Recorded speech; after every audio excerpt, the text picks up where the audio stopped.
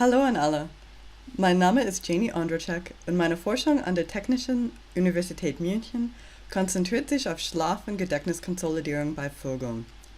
Ich bin sehr dankbar, dass ich das Daimler und Benz Postdoc-Stipendium zur Unterstützung meiner Forschung im Jahr 2019 erhalten habe. In dieser Präsentation, Wie lernen Vögel zu singen, werde ich Ihnen ein wenig darüber erzählen, wie Vögel lernen, ihre Gesänge zu singen und was wir lernen können, indem wir ihre Gehirnaktivität während des Schlafs untersuchen. Zuerst möchte ich Ihnen diese kleinen Vögel vorstellen.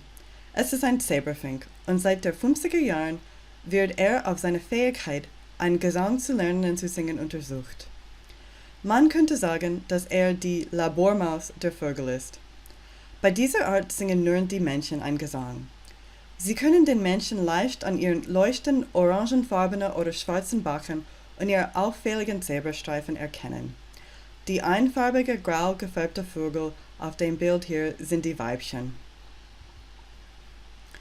Zebrafinken gehören, wie alle Finken, zu der Gruppe der Vögel, die als Singvögel bekannt sind. Es gibt mehr als 4000 Singvögel und viele der Vögel, die man in Deutschland hört, sind tatsächlich Singvögel. Einige dieser Vögel haben keinen schönen Gesang, aber sie werden trotzdem als Singvögel angesehen. Dazu gehören Vögel wie Finken, Meise, Sperlinge, Krallen, Elstern, Eichelheere, Fliegenschnäpfer, Taunkönige, Starre und Lerchen. Und alle diese Vögel lernen ihren Gesang durch einen Prozess, der als vokales Lernen bekannt ist. Was ist vokales Lernen und warum ist es wichtig? Vokallernen ist die Fähigkeit, Vokalisation durch Nachahmung und nicht durch Instinkt zu erwerben. Dies unterscheidet sich vom auditives Lernen oder die Assoziation eines Gerausches mit einem Verhalten. Auditives Lernen ist zum Beispiel das, was Ihr Hund tut, wenn Sie ihm sagen, dass er Sitz machen soll. Wichtig ist, dass die Fähigkeit, solche Vokalisation zu erlernen, nur bei wenigen Tieren zu finden ist. Von den Säugetieren lernen Männchen, Fledermäuse sowie eigene Wale und Delfine, die Zahnwale, so zu vokalisieren. Von den Vögeln lernen nur Papageien, Singvögel und Kolibris zu vokalisieren. Das Gesanglernen ist wichtig, weil junge Singvögel ihre Gesänge auf die gleiche Weise lernen, wie menschliche Babys das Sprechen lernen. Dies macht das Vokallernen zu einem großartigen Modell für das menschliche Sprachlernen. Wichtig ist, dass bei Vögeln bekannt ist, dass bestimmte Hirnareale für das Gesanglernen erforderlich sind. Sie können sehen, dass Singvögel, Papageien und Kolibris alle diese Hirnareale haben, die gelb und rot markiert sind. Diese Gehirnbereiche ermöglichen es ihnen, zuzuhören und neue Vokalisationen zu lernen. Und Sie sehen diese große leere Flasche mit Hühnern und Tauben? Diese Vögel besitzen nicht die Gehirnareale, die für das Vokallernen erforderlich sind. Auf diesem Grund wird ein Huhn oder ein Taube nicht als Gesanglerner betrachtet, obwohl diese Vögel vokalisieren. Ihre Rufe und Geräusche sind angeborene Vokalisation und nicht das Ergebnis des Lernens. Lassen Sie uns also ein wenig mehr darüber sprechen, wie Vokallernen funktioniert. Wir werden zunächst darüber sprechen, wie menschliche Babys sprechen lernen. In diesem Diagramm befindet sich die Zeit in Monaten auf der X-Achse und alle Dinge, die mit Sprachwahrnehmung zusammenhängen, sind hier oben angegeben und alle Dinge, die mit Sprachproduktion zusammenhängen, sind hier unten angegeben.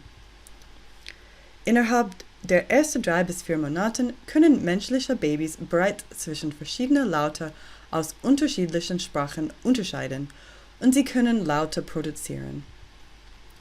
Nach 3 Monaten können sie beginnen, vokalähnliche Laute zu produzieren wie A, A, O, O. Mit 6 Monaten beginnen sie, die spezifische Vokale der Sprache zu lernen, der sie ausgesetzt sind, und mit etwa 7 Monaten beginnen das Brabbeln. Mit 9 Monaten können Babys Lautkombinationen erkennen, die für ihre Sprache spezifisch sind. 10 Monate scheint ein Grenzpunkt in der Sprachentwicklung zu sein. In diesem Alter verlieren Säuglinge die Fähigkeit, Konsonantenlaute in Fremdsprache zu unterscheiden.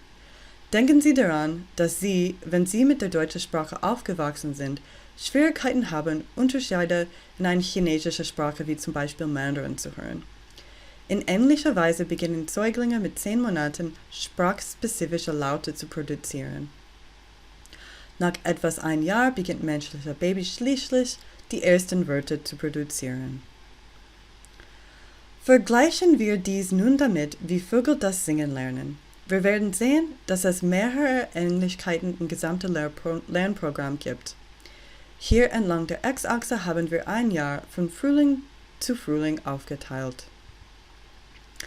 Eine Sache, die man im Hinterkopf behalten sollte, ist, dass eigene artspezifische Einschränkungen bei den Tönen gibt, die Vögel produzieren können. Das ist der Grund, warum ein Krahe keinen Gesang wie ein Kanarienvogel produzieren kann. Es gibt bestimmte strukturelle Einschränkungen, die normalerweise mit der Muskulatur und Anatomie des Stimmorgans zu tun haben. Wenn man darüber nachdenkt, gilt das auch für uns Menschen. Wir können auch keine Töne produzieren, die sehr unterschiedlich sind, brüllen wie ein Löwe oder singen wie ein Vogel.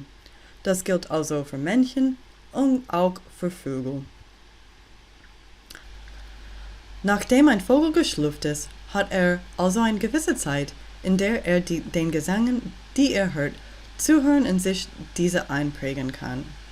Je nach Art sind dies oft die Gesänge anderer männlichen Vögel. Dieses auswendige Lernen findet während einer kritischen Periode statt. Nach Ablauf dieser kritischen Periode ist der Vogel nicht mehr in der Lage, sich die gehörten Gesänge zu merken. Sie können einen Vogel zum Beispiel isoliert aufziehen, sodass er während dieser kritischen Periode keine anderen Gesänge hört. Der Vogel wird trotzdem singen lernen, aber er wird einen sehr einfachen, isolierten Gesang haben, selbst wenn Sie ihn danach anderer Vogelstimme aussetzen. Wie Sie wahrscheinlich wissen, gilt es auch für menschliche Babys. Dieser frühe Kontakt mit einer reichhaltigen auditiven Umgebung ist also sehr wichtig für das Erlernen von Gesang und Sprache. Nachdem die kritische Phase abgeschlossen ist, beginnt der Jungvogel seinen Gesang zu üben. Das erste Schritt ist der Subsong, der oft mit Brabbeln von menschlichen Babys vergleichen wird. Dann geht das Gesang in den Plastiksong über, der mehr und mehr die Komplexität eines adulten Gesangs annimmt. Dieses Gesang ist ein noch nicht vollständig erlernter Gesang. Oftmals kann der plastische Gesang Merkmale erhalten, die in der endgültigen Version des Gesangs weggelassen werden. Schließlich, am Ende des Entwicklungsstadiums, kann der Vogel ein sogenanntes kristalliertes oder ein fertiger adultes Gesang produzieren. Abhängig von der Vogelart ist dies der Gesang, den der Vogel für den Rest seines Lebens singt.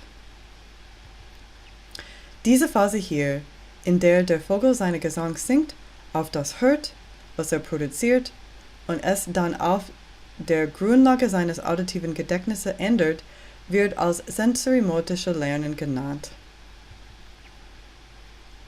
Hören wir also ein Beispiel dafür an, wie dieser Prozess abläuft, wenn ein junger Vogel Zebrfinken lernt, seinen Gesang zu singen.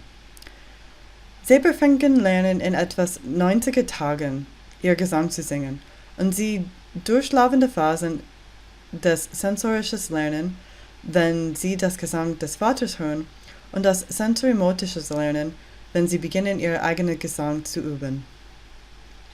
Also als erstes hören wir hier das Gesang des Vaters, auch bekannt als Tutorgesang.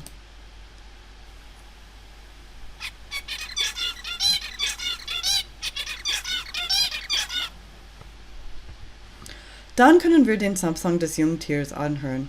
Das ist sein Gesang, wenn er gerade anfängt, Geräusche zu machen. Sie können hören, dass es eine geringe Amplitude hat und kratzender klingt.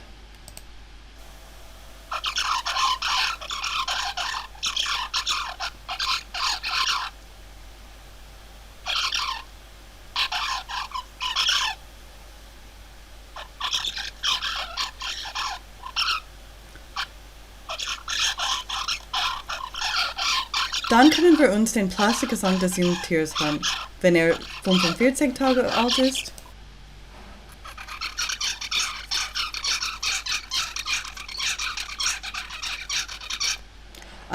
Tage und 56 Tage. Und wieder den Tutorgesang.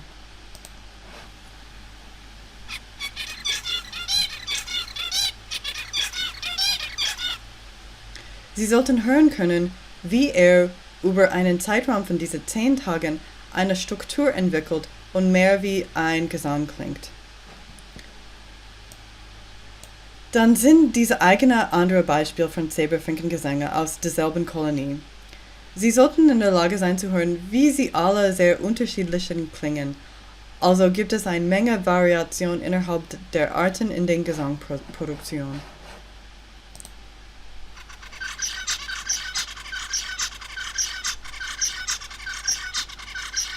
Und ein anderer.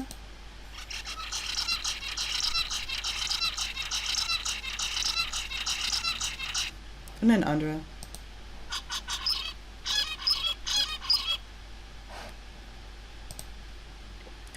Bis jetzt haben wir besprochen, wie Zebra-Finken lernen, ihre Gesänge zu singen. Aber wie ich Ihnen zu Beginn dieser Vortrag sagte, geht es bei meinem Forschungsinteresse darum, wie die Gehirnaktivität während des Schlafes des Lernens und die Gedächtniskonsolidierung unterstützt. Ich verwende also das Gesanglernen als Lernparadigma und versuche zu verstehen, wie sich die Hirnaktivität während des Schlafs in Abhängigkeit von diesem Lernen bei Vögeln verändert. Wir wissen aus vielen verschiedenen Studien bei Tieren und Menschen, dass Schlaf wichtig für das Lernen ist. Vögel schlafen ähnlich wie Säugetiere. Sie schließen ihre Augen und ruhen in einer Stelle. Obwohl der Vogel sehr ruhig ist, bleibt sein Gehirn während des Schlafs hochaktiv, genau wie beim Menschen. Während einer Nacht des Schlafes oszilliert die Gehirnaktivität zwischen 2 verschiedenen Zuständen, dem Slow-Wave-Schlaf und dem Rapid-Eye-Movement-Schlaf. Hier sehen wir ein Beispiel für die Gehirnzustände einer Maus. Jede 10-Sekunden-Spur ist ein EEG der Gehirnaktivität, die von der Oberfläche des Schädels aufgezeichnet wurde. Die wache Hirnaktivität hat eine niedrige Amplitude, ist aperiodisch und disorganisiert. Im Gegensatz dazu ist die Hirnaktivität während des Slow-Wave-Schlafs durch ein elektrisches Signal mit großer Amplitude und oft periodisch gekennzeichnet. Und paradoxerweise ähnelt der Gegenzustand während des REM-Schlafs dem Wachzustand. Wir sehen die gleichen Muster der Hirnaktivität während des Schlafs im Gehirn des Zebrafinken. Hier sehen wir 16 Traces der EEG, die von der Oberfläche des Schädels eines Zebrafinken aufgenommen wurde. 8 der Kanäle sind auf der linken Seite und 8 der Kanäle sind auf der rechten Seite. Während des Slow-Wave-Schlafs ist die Hirnaktivität durch die großen langsamen Wellen gekennzeichnet und während des REM-Schlafs ist die Hirnaktivität von geringer Amplitude und verräuscht. Obwohl also ein Zebrafinken evolutionär weit von einer Maus entfernt ist, sehen wir, dass die gleiche Art von Gehirnaktivität von beiden Tieren während des Schlafs geteilt wird. Die Gehirnaufnahme, die ich Ihnen auf der vorigen Folie gezeigt habe, wurde von der Oberfläche des Schädels aufgenommen. Wenn wir während des Slow-Wave-Sleep etwas tiefer im Gehirn aufzeichnen, sehen wir eine sehr schöne Art der Gehirnaktivität, die als Sharp-Wave-Ripples bekannt ist. Diese obere Kurve zeigt etwas 1 Minute an Data und hält mehr als 30 Sharp-Wave-Ripples.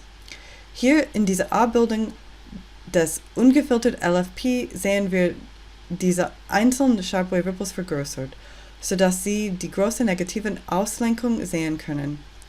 Wir können die Daten auch mit einem Hochpass filtern und sehen, dass es einen Ausbruch von Hochfrequenzaktivität gibt, der im Tiefpunkt der negativen Auslenkung auftritt.